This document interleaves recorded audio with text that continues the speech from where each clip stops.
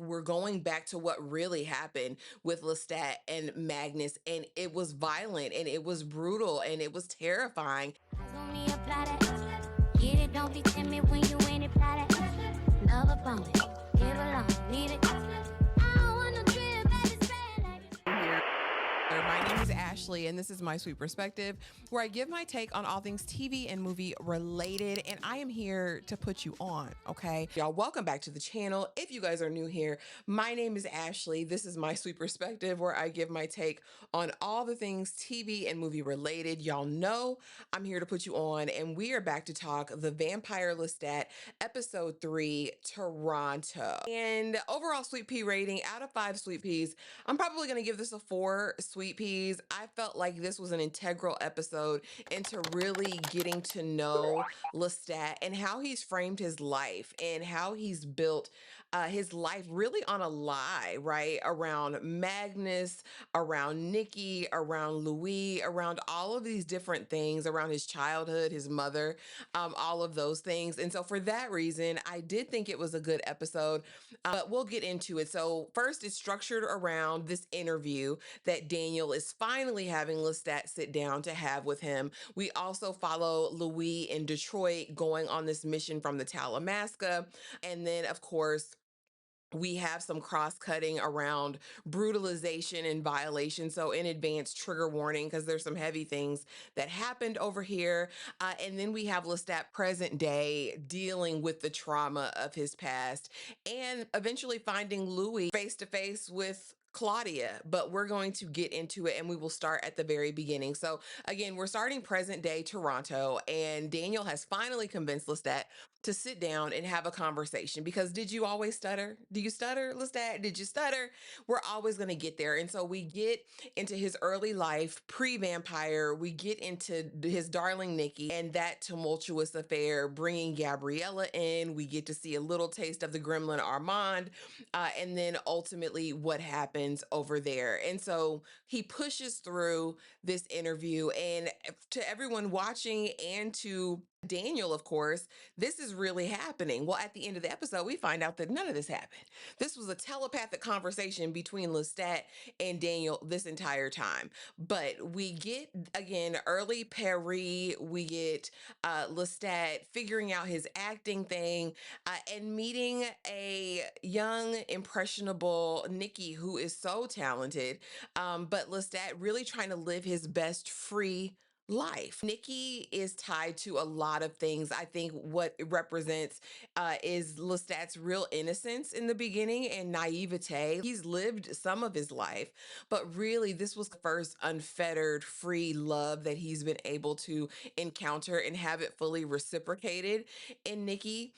And ultimately seeing the demise of that is heartbreaking. Now, of course, he's going to downplay it, because Lestat downplays everything. As we're watching this interview with Daniel, we see that over and over and over and over and over and over and over again.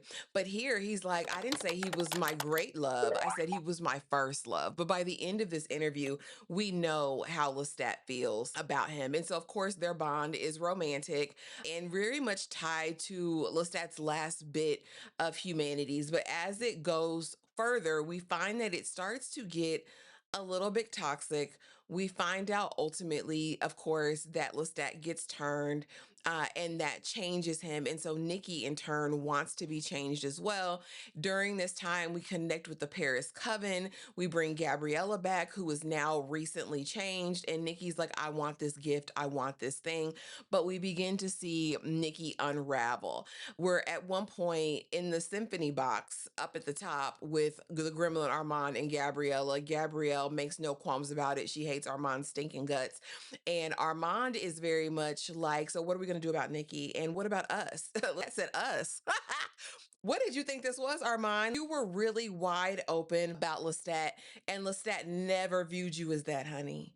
He never, ever, ever, ever, ever viewed you as that. And so we also get this representation of what happens when someone doesn't take to the vampire nature, because ultimately Nicki is changed, but can't really grapple with the loss of his humanity, and it drives him into utter madness. Now, the one thing I will say for Gabriella is that she warned Lestat and said, no, do not bring him into your eternity. He's not built for this. He's not equipped for it. Gabriella had her own reasons to saying it, but again, a broken clock is right at least 2 times a day. And so he's chopping off his own hand. Nicki has just utterly and completely lost it. And Lestat can't do the thing that needs to be done. So ultimately, the gremlin Armand pushes him in the fire and holds him there because he ultimately has to be destroyed. So it's like the last remnants of Lestat are really burned in the fire along with Nicki. And you see that. And when the blood tears come out during this telepathic interview, you really ultimately feel that. Then we get over here to Magnus. Now, Lestat paints this as Magnus was this wild, crazed fan, right? Because Lestat has always been him. He came to all of my shows. He loved me down bad, and he just wanted me. And I wanted the gift, and it was a thing. It was consensual. It was all of those things. We get the music video for the song "Your Biggest Fan." That's the song because he's like, I promised Magnus I would write him a song. This is his damn song.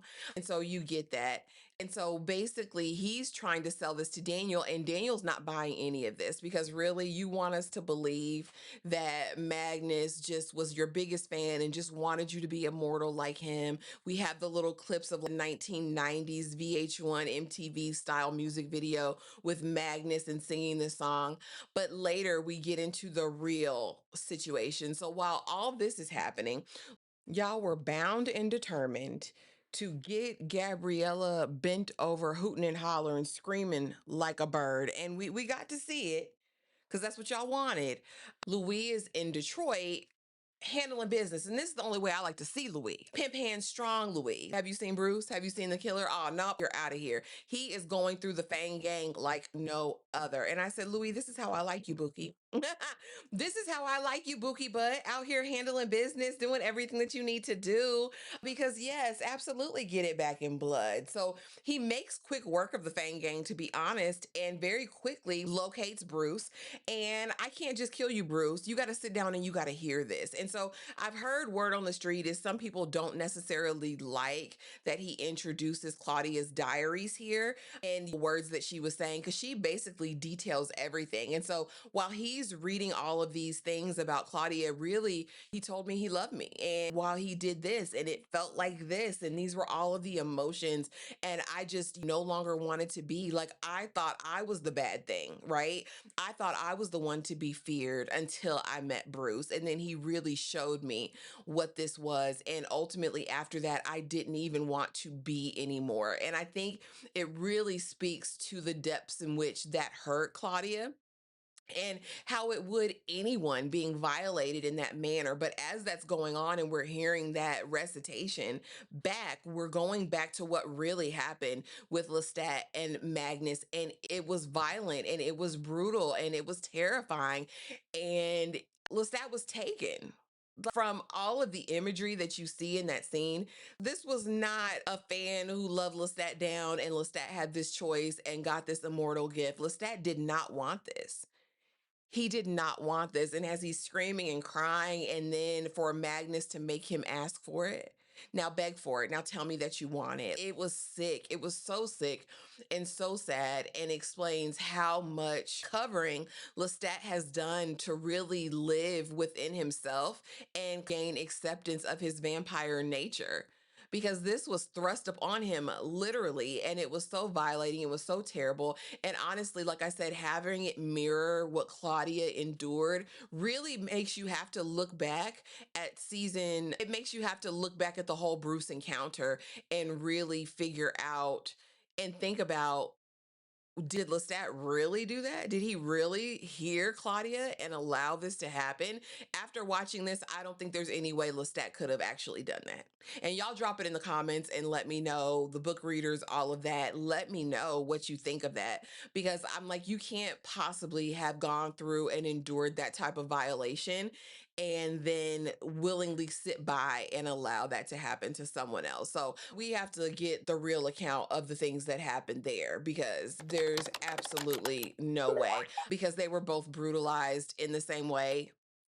and you have to look at it. And one, I don't know, Claudia was brutalized in so many ways. First of all, being made into a vampire at this young age, and then also the second violation being Bruce. I don't know. You guys have to sit with that and let me know. But there are parallels between Lestat's journey and Claudia's journey, and we see how they both end up. And so now with Louis, he's going through all of it. He's heartbroken because we know he's an emo person, and so he's telling all of this to Bruce, and Bruce is just like, "Oh, you're Louis Dupont du Lac. Don't get Bruce. Don't get smart here. Just go on and take this ass whooping and go ahead and get on out of here. All right, just let me hurry up and take you out." And so ultimately, he finishes reading the diary pages. He sets them on fire. Later on in the episode, we do see Jinx come and find the ashes. And I'm thinking, how formidable can Jinx be? You guys drop it in the comments and let me know. I know that she was just a side note in the book from what I hear. And so, how do you think she's going to come back and play into all of this after the fact? That's what I'm curious about, because it was very much giving not without my man. So now, after all of this is said and done, we have Louis, who's accomplished his mission, made light work of the Fang Gang, took Bruce the killer out, and all of that. And we see him later back fine because get that blood off you, baby, and get sexy. All right. And go to this diner. And we see Claudia, AKA Regina, and really, the look on his face is that I did this, but this still wasn't enough. And I think we have to sit with the fact that honestly, Louis was her first victimizer. Like, I'm just saying, and people probably won't like that. But ultimately, he took away.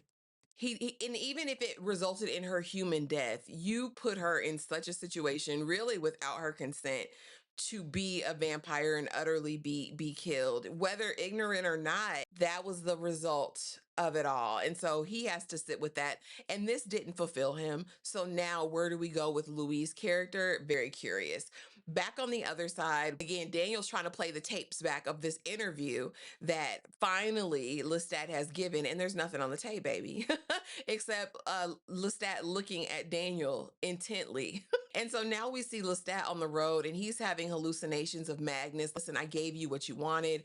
I gave you the song. I gave you all of this, and really breaking down and ultimately ending in a car accident, but really kind of having to face it. And he still hasn't fully faced it. He still hasn't fully sat with all of the things. And a side note, Gabriella gets her back banged out by the doppelganger throughout all of this. And really, again, who gives a single damn? I absolutely don't. Now, what ultimately is going to happen with Lestat? That isn't in a place that he's ever truly going to heal from these things, in my opinion. I think we just are going to add on some more toxicity. We're going to add on some more rock star lifestyle, and ultimately we'll see what happens at the end. Again, I think that throughout the whole series, we've seen Lestat deal with facade and performance and really showing the side of him that he wants you to see. And again, this is just from the perspective of Louis and Armand, really, that we've gotten in these first two seasons. So now seeing him laid bare in these moments is very interesting. As far as his dynamic with Daniel, he talks about some regrets as it relates to Daniel. And so I'm really curious about where the story's going to lead between two of them. Again, they are both absent in the premiere episode of The Vampire Lestat. So something's happened to both Daniel and Lestat, in my opinion. And so I'm very interested to see how they're going to connect and what exactly Lestat feels guilty for. Do you feel guilty for playing in that man's mind like that? Or is it going to be something worse and something deeper? Violation and stolen agency, again, he and Claudia mirror each other in that way. And I would have thought that would have borne out of it a deeper kinship. And maybe there is more emotion from Lestat around Claudia than we know. We got a glimmer of it in season 2 when he and Louis are commiserating about the events of the Theater des Vampires. But there's absolutely got to be more to it than that. As far as the diary and Claudia's true feelings and emotions around that, I'm wondering how much more is going to play out as a result of that, especially with Louis and now Regina, this waitress who has Claudia's whole face, a little bit older. And is that how we're going to experience her? in this season. I really thought it was going to be a ghost representation, maybe even a hallucination. But at this point, I really don't know. I don't think this is going to be the last time we have trauma resurface for Lestat. But I just really, at some point, hope he gets some clarity before the season is over. But you guys drop it in the comments. Let me know, how do you rate this on a sweet pea rating? 5 sweet peas being the best thing you've ever seen, and 1 being complete trash. Please give me your sweet pea rating down in the comments. Please be sure to like, comment, subscribe, do all the things. Also, let me know, do I continue with the Vampire Lestat week to week? I've been getting a ton of mixed reception these videos, and I'm just not sure. I don't quite feel the same way about the series as I did for seasons 1 and seasons 2. I'm going to continue to watch it, but let me know if you still want weekly reviews on it. Addition to those lives that we do. So anyway, let me know. Thank you guys so much for being here. We are almost to 14K sweet peas. I'm so grateful. I'm so appreciative. Thank you guys for rocking with me. Those who've been rocking since day 1 with the interview with the vampire series. Thank y'all for being here. And pardon the move. Like I'm packing, move, get the keys in a few days. The things are happening, but drop it in the comments. Let me know your thoughts, and I will see y'all in the next video. Thanks for watching.